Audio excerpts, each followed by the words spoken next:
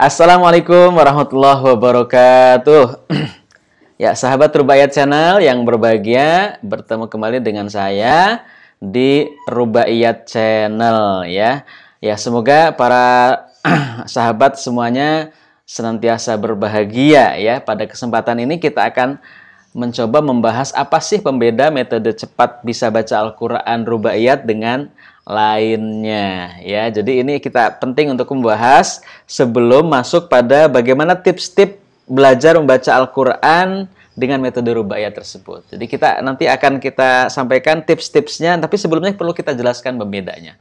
Ya, ini untuk sekaligus menjelaskan bahwasanya ada sisi kelebihan dari metode Rubaiyat ini dibanding dengan metode yang lainnya, meskipun metode Rubaiyat itu bukan metode yang paling baik ya. Ada metode-metode yang lebih cepat dari metode Rubaiyat, ada yang hasilnya lebih sempurna ketika mengajarkan, itu ada metode, dan di Indonesia cukup kaya dengan metode-metode pembelajaran Al-Qur'an ya.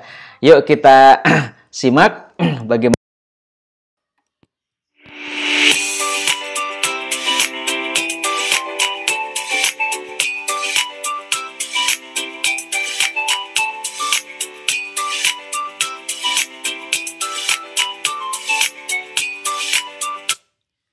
Ya, para sahabat Rubaiyat yang berbahagia, apa sih pembeda metode cepat bisa baca Al-Qur'an Rubaiyat ini dengan lainnya? Langsung saja ya, kita akan sebut satu persatu.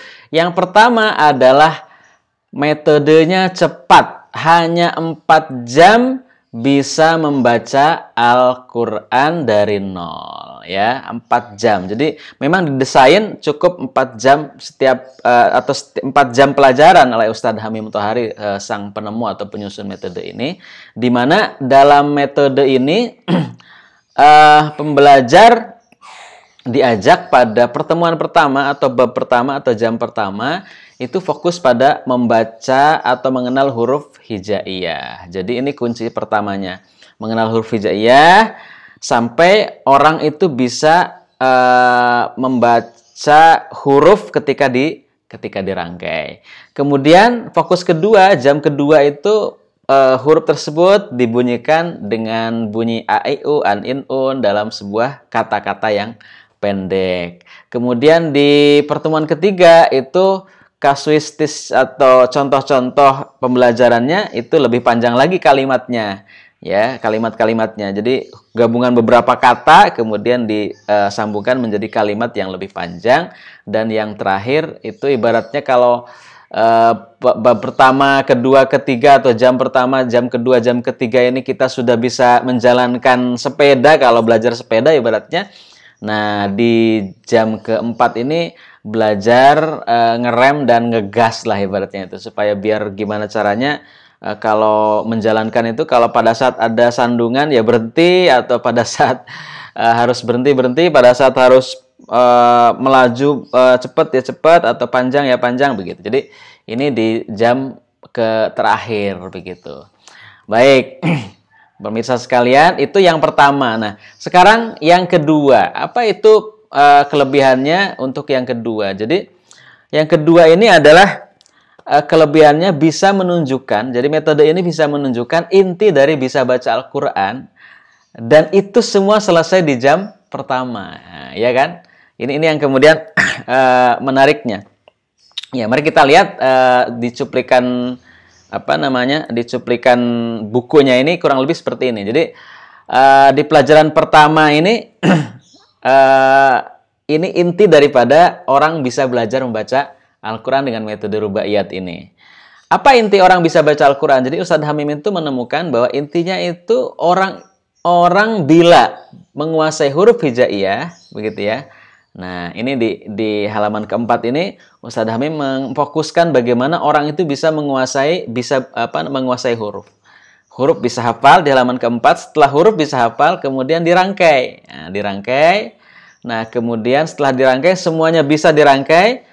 Nah, setelah itu baru para pembelajar Quran itu ternyata bisa membuka Al-Qur'an dimanapun berada. Kenapa? Karena dia sudah bisa mengurutkan huruf dari manapun huruf tersebut berada posisinya, entah itu di tengah, di awal, atau sendirian, atau di ujung begitu, dan dia bisa buka Al-Quran dimanapun halamannya Al-Quran, itu bisa. Itu di jam pertama atau di pertemuan pertama itu sudah sampai seperti itu, sehingga para pembelajar Quran itu di pertemuan pertama saja sudah optimis dan sudah senang, karena yang selama ini nggak pernah buka Al-Quran dan nggak pernah mengetahui bagaimana cara membacanya, atau mungkin kalau toh baca tapi cuma sedikit-sedikit, ini sudah bisa membaca secara keseluruhan walaupun baru hurufnya saja begitu. Jadi ini para sahabat sekalian, yang saya maksud ini contohnya nih. Jadi kalau misalkan kita masuk pada ayat Al-Quran di halaman ini,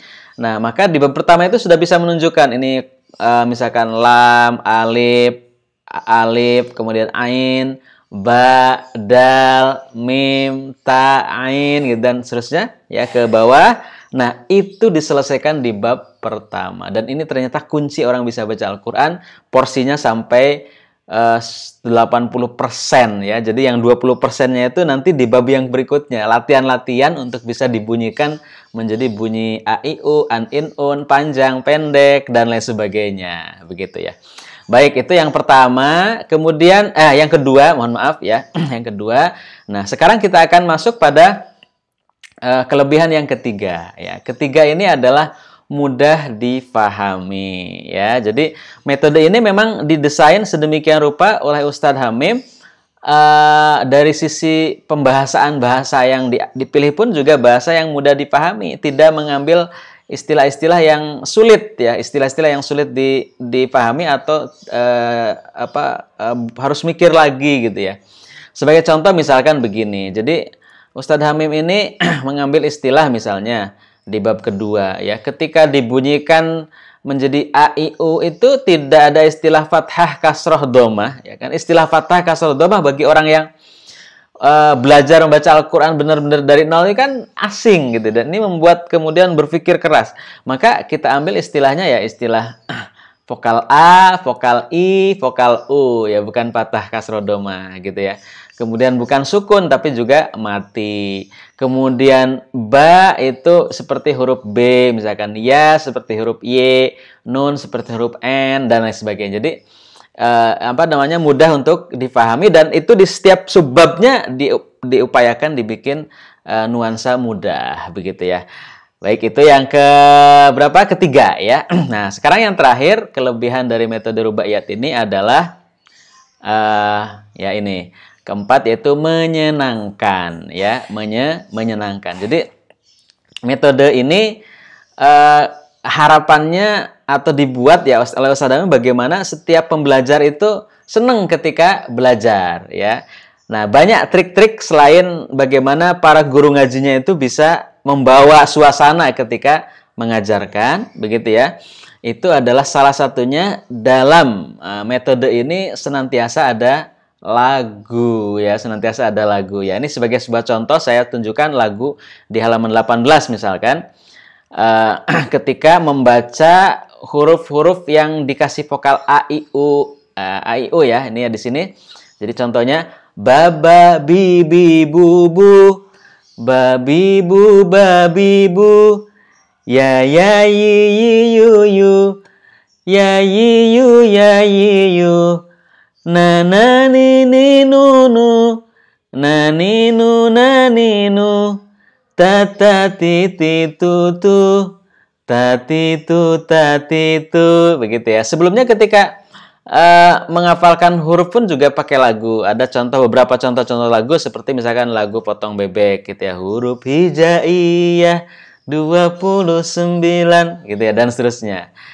Kemudian ba, ya, nun, dan ta, sa, kelompok pertama. Ya, jadi ini pakai lagu-lagu yang menarik. Nanti kita di satu sesi tertentu kita akan kenalkan lagu-lagu metode rubaiyat seperti apa ya. Dan banyak lagi lagu-lagu yang lainnya. Jadi ini salah satu trik ya Ustadz Hamim membentuk atau menyusun metode rubaiyat ini dibuat menyenangkan ya. Baik, itulah 4 pembeda daripada metode-metode yang lainnya ya. Metode rubaiyat ya. Baik, para pemirsa sekalian, sahabat Rubaiyat Channel yang berbahagia, ikuti terus channel Rubaiyat ini.